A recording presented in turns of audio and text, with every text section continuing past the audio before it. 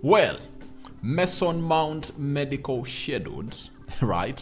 Onana deal to United advances as further talks are being held today down in Ibiza. And lastly, David De Gea final decision looks like it's going to where we expect it to be, that he might be really moving out of the club of Man United. Welcome to United Matters channel. How are you guys? And where are you watching us from as Gary Neville comes in through to really slate David De Gea again and again and again. Looks like it's an agenda that is being driven and you cannot really stop it from being driven where they want it to be. Rock and David is my name. You can as well call me RD. Smash the like button close to 300 times and don't forget to subscribe because we are left with just limited subscribers to hit 14,000 subscribers, and let's push and push and push and push to it that we hit that number, as it's really going to mean a lot before the end of today when we hit 14,000 subscribers. Not so, I know you people are really blessed and you've gone ahead to get us from the first subscriber to 13,000 subscribers, and here we come to hit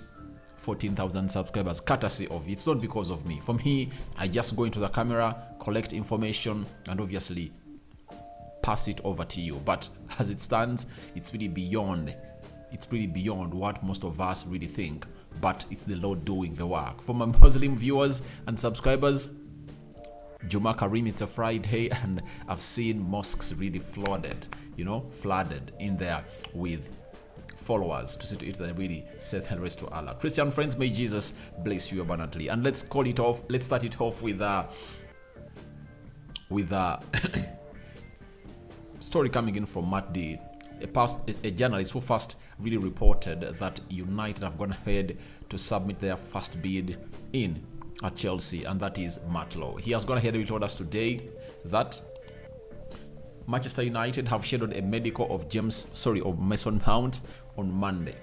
That is it. So, yesterday night, when Fabrizio Romano broke this story and David Austin, they talked about the medical of Mason Mount to happen next week, but no specific date had been really said to see to it that we go into the following week knowing what day Mason Mount is going to really find himself undergoing a medical at Man United. Now we know that it's going to be slated on Monday at Carrington. That's where it's going to be happening. And you all know that all players that never took part into the international break from 15th to 20th are supposed to return on Monday at Carrington. And obviously Eric Ten Hag is returning on Saturday from his 1 month break, and here he comes to find Mason Mount undergoing the medical on Monday. And I think it's one of those things that you'd love to see your manager available when you're unveiling a player, you understand, because Mason Mount is going to appear in those photos with Eric Ten Hag really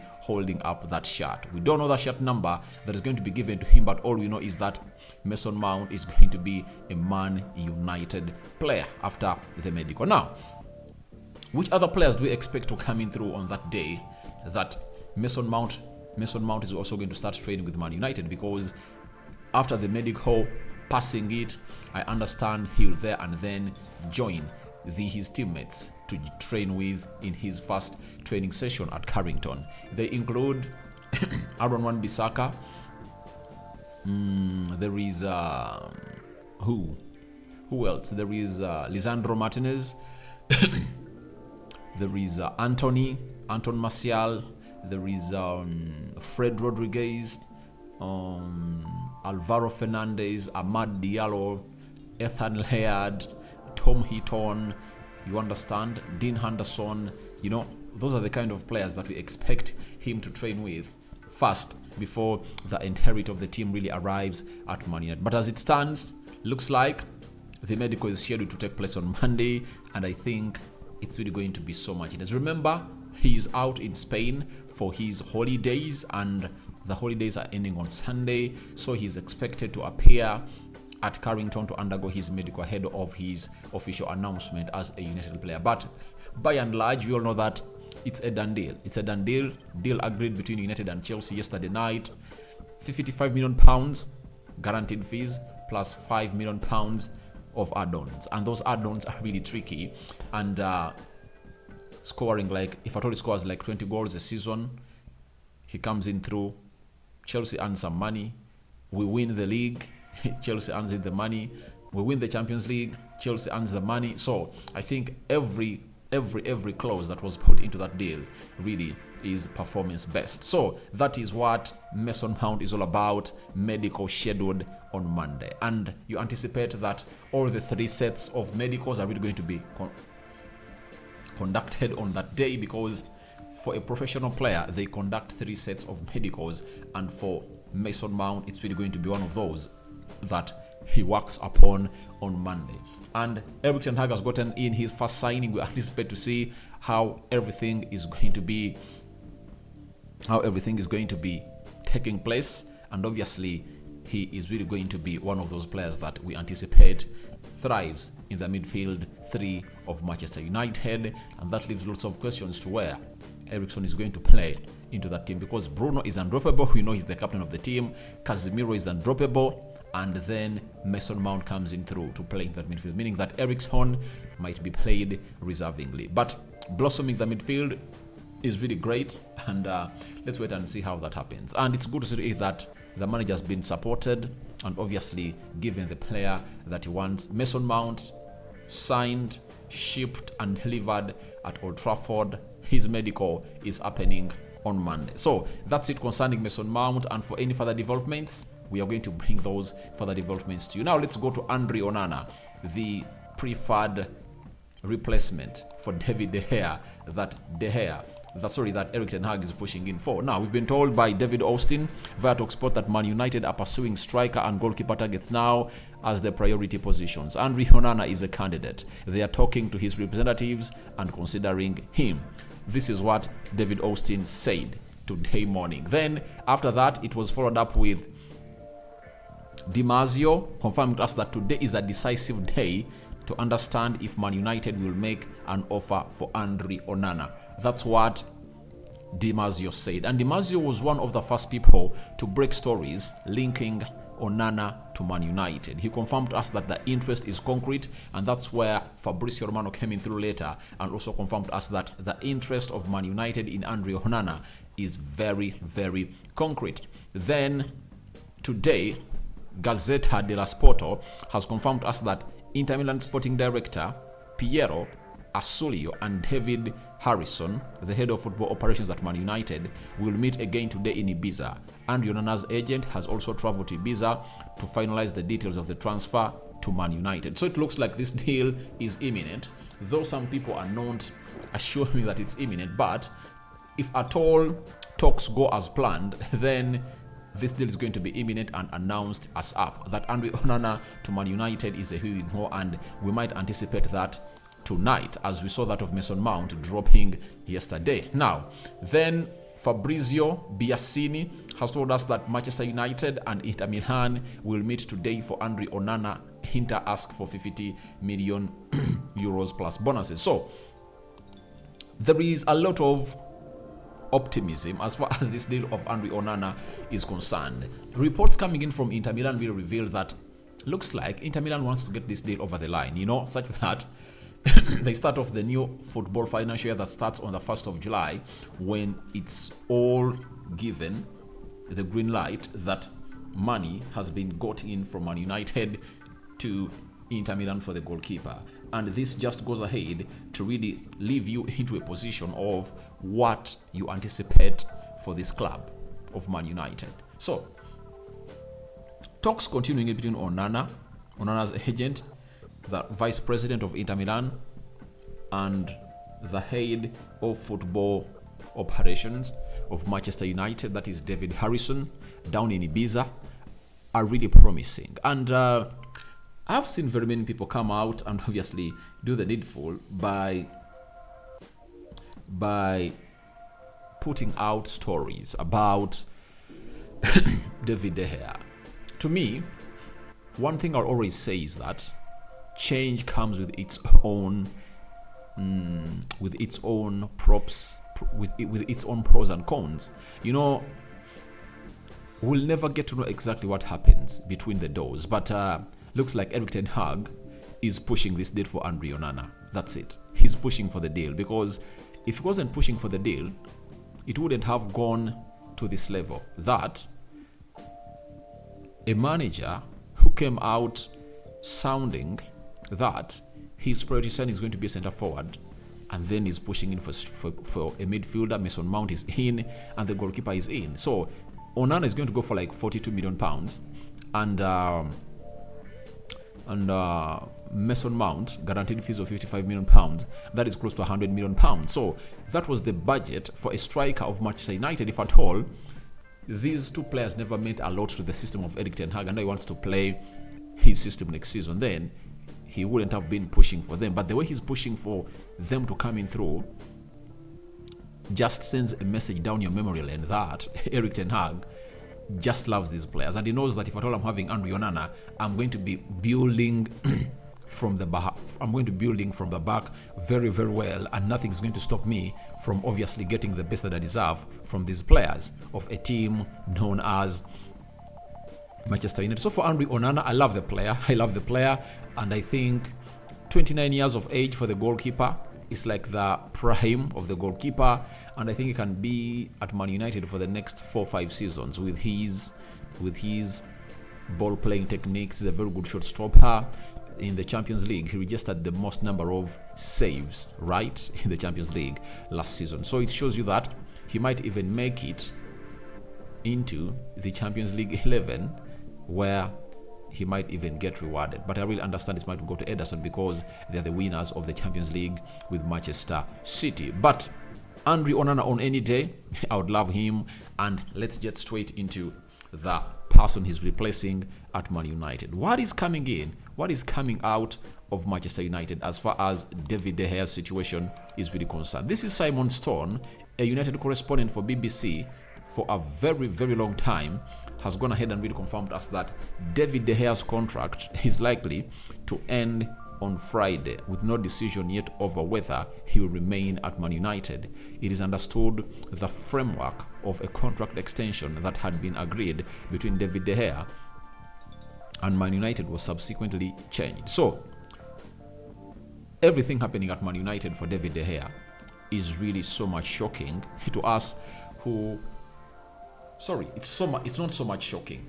It's not shocking for us who have been really seeing the way United have gone ahead to bid farewell to its legends. If at all, I tell you how David Beckham left Man United, you all know how he left the club because he fell out with Sir Alex Ferguson, and he had been one of the most famous players in world football. But the way we fell out with him was really great, and they sold him.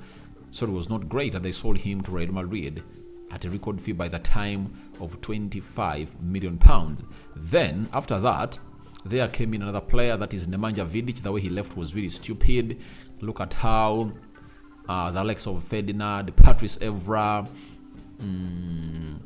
now David De Gea. So I think the only player that was really given the farewell he deserved was, I think, Ryan Giggs, because he was really one of those players that really announced his retirement by turning into a coach player of Man United, and then he got the farewell he really deserved. But few players have gone ahead to be rewarded by a farewell that they would have gone ahead to require because of the services they've gone ahead to do for Manchester United. So for David De Gea, it's really bad, but I understand. Change comes in with its pros and cons. I've told you, he's being thrown out badly, and we anticipate that maybe he might come to a conclusion with the club as soon as possible. And if at all he doesn't, then we anticipate that a post of him will be put up on social media that has gone ahead to leave Manchester United. But it looks like they're just forcing him out of the club of Man United, and it's really something ugly for the player known as David De Gea. And there is something that I've just gotten to know today when I was watching a certain football show. A certain presenter known as Elvis threw into a very huge update on this David De Gea. It's his own thinking, and I think if at all you dig deep into it, you really understand that. Why did Erik ten Hag keep on telling us that he wants David De Gea to stay? Because we are really still playing, because the season was still ongoing, and he couldn't go down in the media saying that I really want a goalkeeper.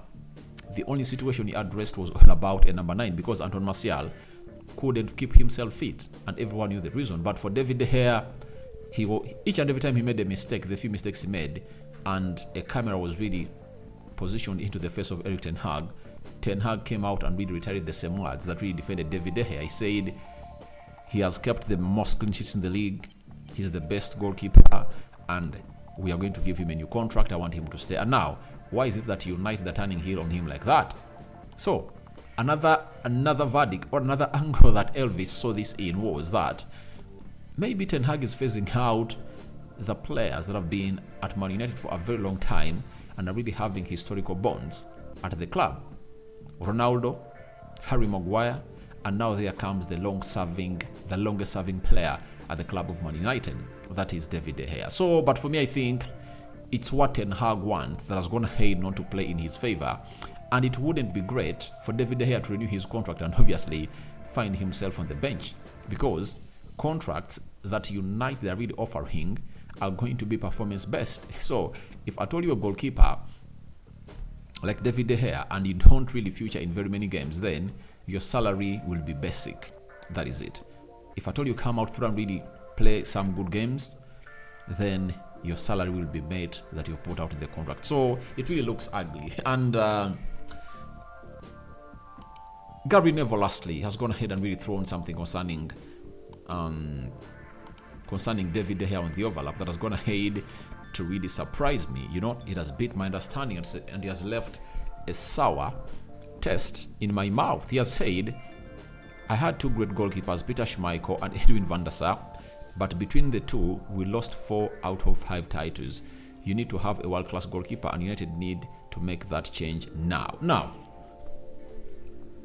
the problem with David De Gea is not all about that he's not world-class. He's a world-class goalkeeper, but he struggles to play with his foot. But to me, getting him out is not an issue. And this is why I really go ahead and really say that this slating coming in from Gary Neville to David De Gea is really uncalled for, because the problem is not that United is not having a good shot stopper in David De Gea. He's a very good shot stopper and he's a world-class goalkeeper. And I really feel baffled when Gary Neville says that we need a world-class goalkeeper, and David De Gea is world-class. And for Erik Ten Hag, he prefers to be having a ball-playing goalkeeper. If at all his narrative was that the world has shifted from traditional goalkeepers like David De Gea to modern goalkeepers like Andre Onana, Ederson, Alisson, I would have bought his situation, but he's clinging it onto a very uncalled for situation. How do you come out and really say that this player, known as David De Gea, is not world class? He kept the most number of clean sheets. Do you know how many saves he gave United last season? Very, very many, and that is David De Gea for you. So for me, Gary Neville, I think he's just a man who just has an agenda on David De Gea. We understand, and they've always wanted him out. So, what's your thoughts on to Mason Mount's medical scheduled on Monday by Manchester United? Then, what do you think about Onana talks, progress, and lastly, David De Gea situation? Tell me what you think about David. Tell me what you think about Gary Neville, and what has gone ahead to say about the man that is, what is his name? About David De Gea, and obviously what Simonson has gone ahead to feed in about the contract situation of David De Gea. Sign out for now. See you later. I cover you all in the precious blood of Jesus Christ. May the living true God protect you abundantly. My Muslim viewers and subscribers, you guys are really doing a wonderful job, and you're the reason as to why we keep presenting to you. So, Juma Karim, sign out for now. Ciao, ciao, my lovely viewers.